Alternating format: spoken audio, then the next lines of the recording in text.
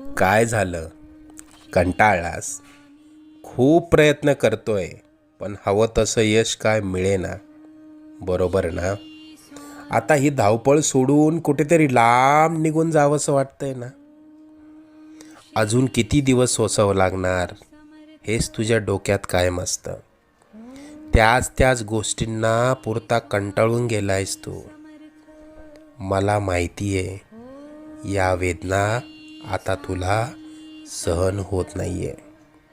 यापुढे अशी समस्या तुला सतावणार नाही. तू आजपर्यंत भरपूर दुःख सहन केलंस. तुझी वाईट वेळ संपून जाईल. त्यानंतर येतील सुखाचे सोन्यासारखे दिवस. बाळा, तू प्रयत्न करत राहा. जिथे तू थांबशील तिथून पुढे तू हाती घेतलेले कार्य आम्ही पूर्ण